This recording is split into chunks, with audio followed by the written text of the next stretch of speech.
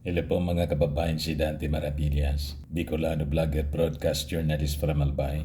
Sinupalpal mga kababayan ni House Majority Floor Leader Sandro Marcos si Pulong Duterte. Kasi sabi ni Pulong, ang pumili daw kay bagong speaker Boji D na ipinalit kay Speaker Martin Romualdez na nag-resign. Ang pumili daw si Sandro man lang.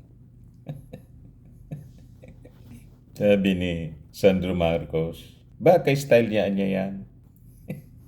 Bagay style niya yan. Nung anak siya ng Pangulo. Na yung anak ng Pangulo, ang siyang nagdidikta kung sino dapat maging speaker. Unang-una, alangan man siya ang gawing speaker.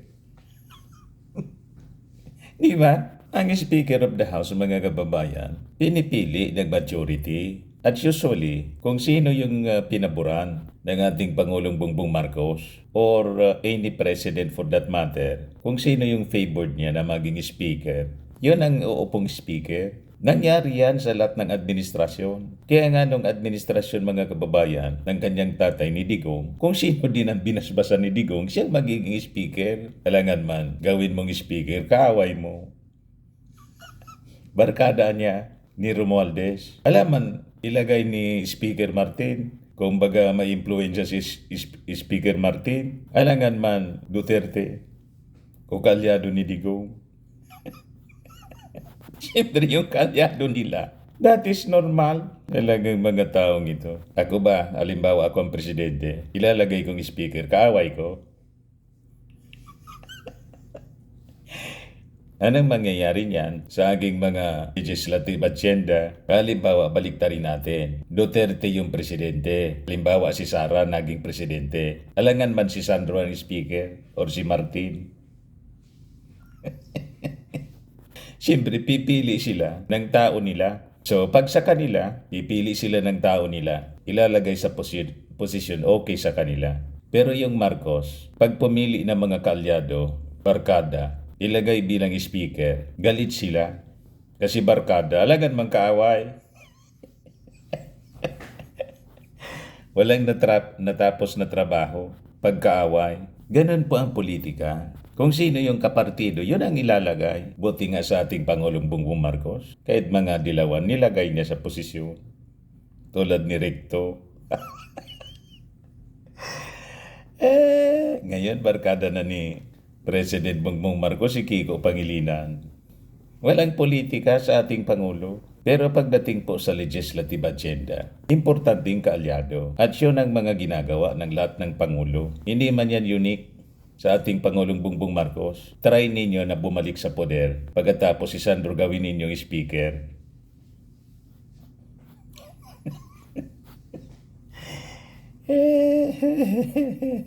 Lagi ninyong minamasama yung aksyon ng ating gobyerno, ng ating Pangulo, ng administrasyon. Buti nga si Martin Romualdez, may delikadesa, may hiya. Sinabit lang, hindi nga directly, na nasabit yung kanyang pangalan, yung Diskaya, name dropping lang. Pero nagdalaghiya si Martin, na ang sabi mga kababayan, hindi man pinaresign.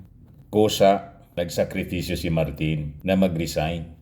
So ito yung sabi ni Pulong, Representative Faustino D. Boji D. Daw ang ipapalit. Sino ang pumili? Wala iba kundi si Sandro Marcos. Sabi kanina ni Pulong Duterte, buinilda ni Sandro. Baka style niya nung anak siya ng Pangulo. Tama, style niya kasi. Yung sabi dito sa balita, itinanggi ni House Majority Floor Leader Sandro Marcos ang akusasyon ni Davao City 1st District Representative Paulo Duterte na siya pumili kay Isabela 6th District Representative Boji D para maging House Speaker. Isa na namang cover-up move, sabi ni Pulong. Palit lang ng mukha pero parehong bulok pa rin ang sistema. Risbak mga kababayan ni Sandro Marcos, I can assure you, we are consultative with all the party leaders. Pwede ninyo silang tanungin kung nagpakita sana si Congressman Pulong dito sa trabaho sa sesyon baka makikita rin niya. But I'm sure he is busy looking for the 51 billion pesos patutsada ni Sandro Marcos. Kaya daw laging wala si Pulong sa Congress. Kaya hindi niya nakita na may consultation, ginustong ng majority. Kaya hindi nakita ni Pulong. Baka niya busy siya kasi sa paghanap ng 51 billion. Matindi yung job ni yung job mga kababayan ni Sandro Marcos. So natututo na mga kababayan na bumuelta itong si Sandro Marcos. Dati, hindi nagsasalita ito ng ganyan. Pero sumusobra na kasi yung mga Duterte. Bumuelta ngayon ng 51 billion. Busy niya siya siguro sa kakahanap ng 51 billion. Nawawala yung 51 billion kasi mga kababayan na pork barrel ni Pulong kasi despite the 51 billion na inubos sa kanyang distrito, lagi pa rin bumabaha sa Davao. O diba? May may demokrasya sa Kongres sa pagpipili ng magiging leader. Yung in-endorse ni Speaker Martin. In-endorse siya ni Speaker Martin. Sabi ni Deputy Speaker Ronaldo Puno sa interview kanina. O yan landslide po, 253 votes yung nakuha. Kaya si Congressmio Kiko Barsaga nag-abstain na lang kasi gusto rin siya tumakbo pagka-speaker. Sabi niya mismo sa kanyang interview, mayroon na daw siyang isa o dalawa na boboto. Tatakbo kang speaker, ang supporter mo, isa dalawa. Anong klase? Nag-abstain na lang po. Ito yung banat, buwelta ni Sandro. Pulong Duterte, cover-up move na naman daw po.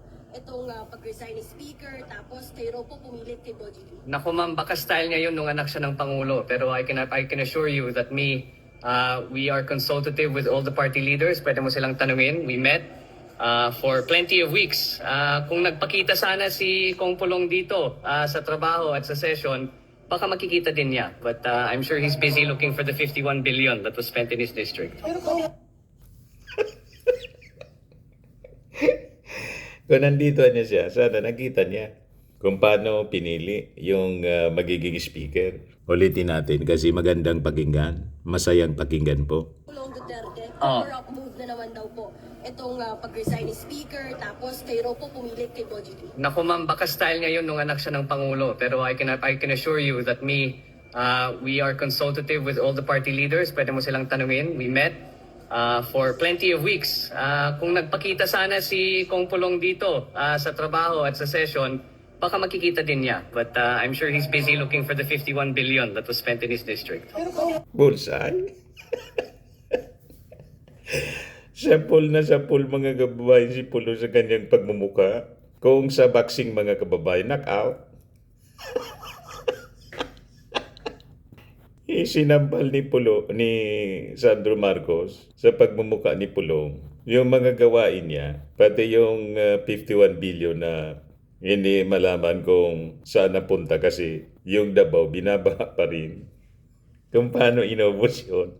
At malamang sa malamang, makakalkal yun ng ICI, Independent Commission. Kasi po, walang sasantuhin ang pag-iimbestiga ng ICI po. At yung i-cover niya for the last 10 years, yun ang iimbestigahan mga kababayan. So, pasok na pasok yung administrasyon ng dating Pangulong Digong. At maging si Martin Romualdez ay hindi po sasantuhin. Walang sasantuhin po. Kaya mabuti na to na nag-resign si Martin Romualdez para wala siyang influensya sa pag-imbestiga. Tama po? At sabi ni Sandro, hindi iniling ng ating Pangulo na mag-resign si Romualdez. The Speaker asked for a meeting with the President and he gave his resignation and said that it was an honor to work with him and that he was stepping down to ensure the independence of the Independent Commission and to protect the institution for people not to say that he was using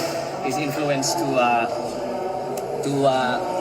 influence the ICI. But he was not asked to resign. I'm sorry? The President did not ask the House Speaker No, he to offered resign. to step down. Voluntary, mga kababayan, yung pag-resign. Kahit gusto, kahit ayaw ng mga congressmen na mag-resign siya, the majority. Pero pinili ni Speaker Martin na mag-resign. Yung una nga po, maglilib lang sana. Yun ang pinofloat na mga kwento. Pero pinili ni Martin na mag-resign para wala nang masabi. Di ba? At hindi siya pinagsabihan. Sabi mismo ni Sandro, hindi siya pinagsabihan ng ating Pangulong Bongbong Marcos na mag-resign, pero pinili niyang mag-resign. Siyan po ang sinasabi nga po natin na display of delikadesa ng hiya. Na-mention lang yung pangalan ni Martin. Hindi man directly link sa flood control scam. Alamang name dropping lang. Pero pinili ni Martin na mag-resign. Pero yung isa dyan, na-impeach na lahat, kapitoko pa rin. Ayaw mag-resign. Na-impeach na ayaw pang mag-resign. Worse, gusto pang magpresidente. At ayaw nang hintayin pa ang 2028. Talagang inappoint na niya yung sarili niya as designated survivor. Pumunta nga sa Senado. Akala ko, i-declare ng Pangulo. Yan biglang sumugod sa Senado. Sumalubong agad naman si Amy Marcos, si Bongo at saka si Bato. Kaya sabi ko, baka i-proclaim ng bagong Pangulo. Ganon mga kababayan. Yung sabi ng mga nag-react, take over saan? Sa impyerno? Sabi ni Oscar Bangasan, ayan na ang Beast BP. Sabi ni Alicia Lick, yak! Sabi ni B, ay! Sabi ni Florante, nangarap ang bruha. Si Condrado, sabi ni Condrado, take off kalahati na lang katawan, lipad yan. Sabi ni Rino Rivera, the worst Philippine BP ever. sabi ni Bernard Gisoltura, Walancho, ang lakas ng loob tumakbo sa pagkapangulo sa 2028 election. Saksaka naman ang ubob. Piatos. Sabi ni Lorenzo, susunod na ba siya? Si Kong Martin nag-resign for delikadesa. Kailan kaya si BP? Sabi ni Teresa Cobinar, pwede po. Ano dahilan at pupunta siya sa Senado? Chin up pa. Parang nakakasiguro na. Malamang. Yun daw ang gagawin nila sa September 2021. Kaya lang malabo. Yung mga magrarally sa September 2021 po, suportado ng ating Pangulo kasi laban yun sa korupsyon.